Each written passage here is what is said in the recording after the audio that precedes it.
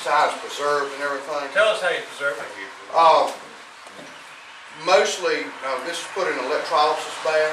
A friend of mine did it for me. He has a little bath set up, and he also uses a Dremel tool. Now, Dremel tools are sold at Lowe's.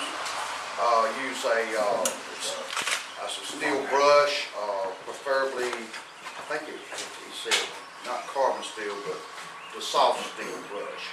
And if there's any corrosion, it goes over with that. And after the electrolysis bath, and to preserve iron, you spray it with clear semi-gloss acrylic lacquer, like a Dutch board. You buy it or something from Lowe's, and you might want to spray it 2 or 3 times. That locks in the iron and it prevents any further corrosion. And occasionally you might have to go and spray it again sometime. And I'm going to show you how this canteen was preserved the same way. But anyway, pass that around. This right here I want to donate to the Millenhall Foundation. Here's another example. This is a recent find of mine at a cabin site this past month. I gave a picture of this to Randy. This is, we believe, a early American axe, like for shaving wood. It was found at a cabin site in Alamance County, that is still standing with a stone chimney and everything. Belongs to my family. Distant cousin. It's the Lewis cabin. I was searching for my ancestors' home, my great-great-great-grandfather's house. We found it. Didn't find a whole lot around here except property, but we found another cabin site nearby. So sometimes one cabin site will lead to another. And this is a cousin of the family. I'm going to pass that around. That was preserved too. This, I just caught the picture here. This was like about 5 or 6 years ago. I'll tell you the story on this. Everybody's seen the movie The Patriot. Francis Marin's men had a skirmish with Bonasta Tarleton in South Carolina, a place called Monk's Corner. Right across from a church that Bonasta Tarleton burnt down, just like in the movie. We don't know if there's anybody in it, but the foundations of the church are still there in the cemetery. Across the woods from this church is some forest land. We got permission from the forest people that were,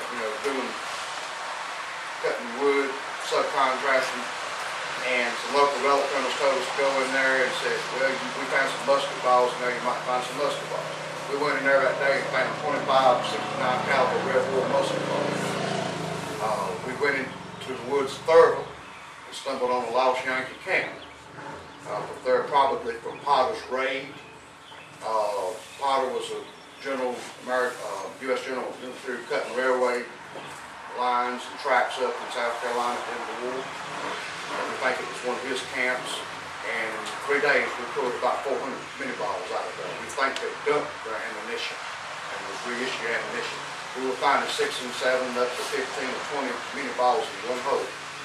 We found buttons, including Spanish rials, sling buckles, mostly flat buttons, and eagle buttons.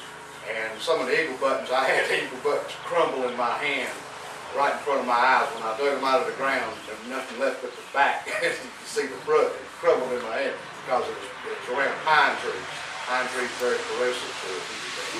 Anyway, here's a picture of the after 3 days hunt. And we still went back in there a couple of years later. Probably 500 bullets have come out of that spot. They started making 2-piece buttons again around 1830, 1840. That's about that area, around 1850. And it goes up to U.S. lapel pin, World War I, World War II. And we have some eagle buttons are found. And the last thing I got was, I think you've seen this yet, you club members have. I bought it from Nathan when I first joined, I think. This is one of my prizes I hang on the wall. This is out of North Carolina. So 1858 Bullseye Canteen. And the reason it calls it Bullseye Canteen is because of the ring one. It looks like a bullseye. It's got a pewter top on it. It's in bad condition. If you go up to Appomattox battlefield in the museum up there, you'll see about 3 of these in the display case as you walk in the door.